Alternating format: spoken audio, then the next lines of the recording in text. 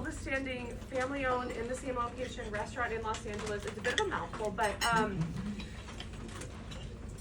we're right behind Musso and Frank's, and we technically win as far as staying in the same place and being owned by the same people. Because we're family-owned. The people that comprise the company in Lowry's actually got started here. They owned the land in 1919, and by 22 they were ready to open up the restaurant. In the 20s, you may or may not be aware that themed restaurants were the cat's pajamas. And so they jumped on that bandwagon and they have stuck with it. This place is themed after what was a very popular poem at the time.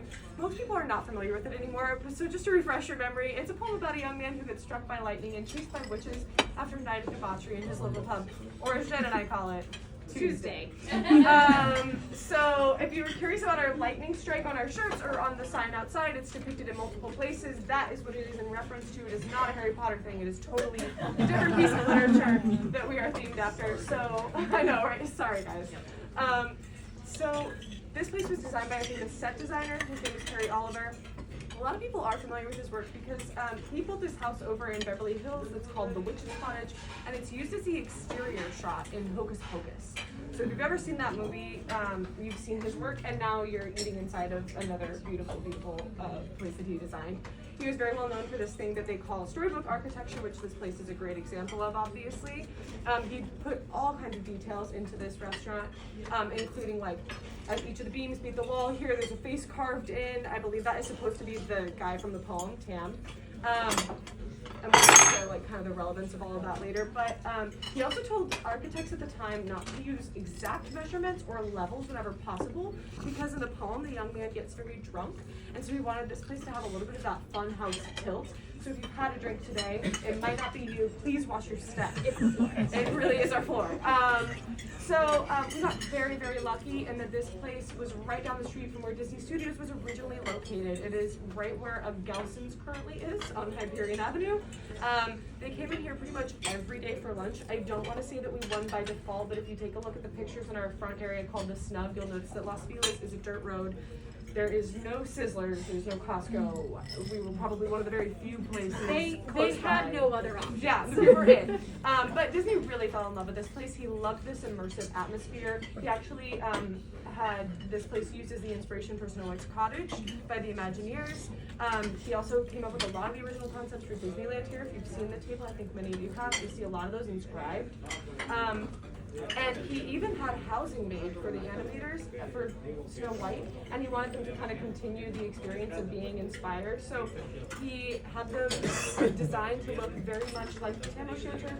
They still do. They are now over in that little area still. There are these adorable little cottages.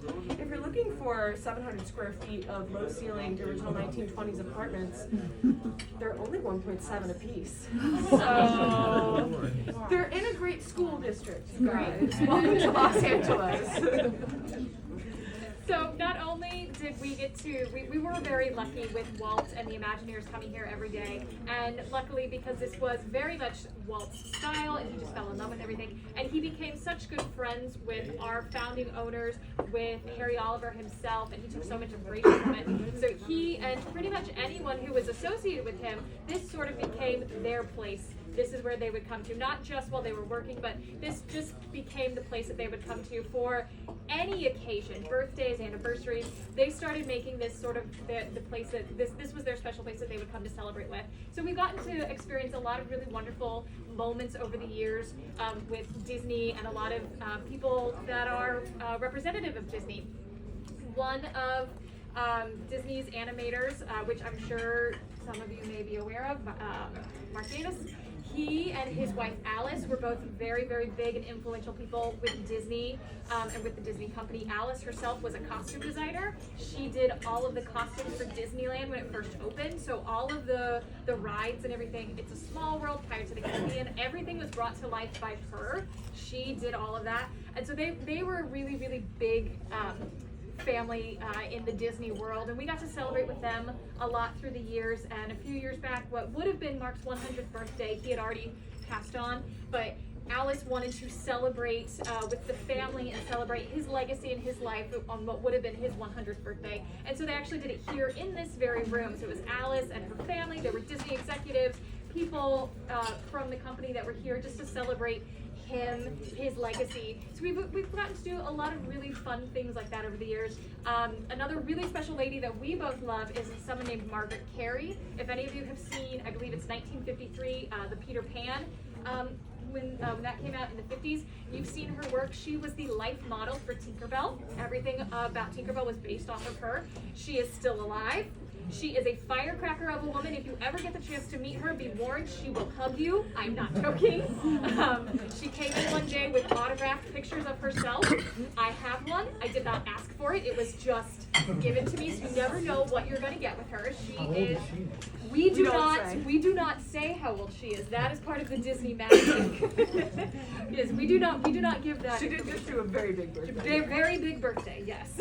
But yeah, she is a really interesting person. I mean, we talk about, you know, the poem and, you know, that's just a typical Tuesday. That is Margaret Carey. That is her personality to a T. And so we've gotten to celebrate with her. All kinds of things. Actually, when we turned 100 years old ourselves last year, yes, the two of us, we look fabulous for our age. When we turned 100 here at the TAM just last year, we actually got to host a really big Disney event. It was about 150 Disney animators throughout the decades. And when I say throughout the decades, I mean literally almost every decade that Disney has been around, there was someone representative from that era. So we got to hear people talking about what it was like working on Cinderella and Peter Pan and Aladdin and just all kinds of things. It was a really fun event. And during that time, because we were celebrating our 100 years here at the Tam O'Shanter, they decided to gift us with a really, really special present. And there is a reason for that. In our portrait, or in our front hallway area, you'll see there are two portraits that are done by original Disney animators. They were commissioned by Walt Disney himself. They depict our founder with Mickey and all of his friends in tartan gear, and they were done to celebrate some special anniversaries that we have. So to go along with our two portraits in our front hallway, when we turned 100, Disney Studios gifted us with a brand new portrait, which is now hanging above the table. So any of you who have seen the table, you will have seen it. That is our brand new portrait to commemorate 100 years here at the TAM, 100 years of our friendship with Disney. So now we like to say that anytime we have a special anniversary, we expect a gift from Disney. So we can't wait to see what the next one's going to be. Thanks so much, guys. We hope you enjoyed everything. Thank you.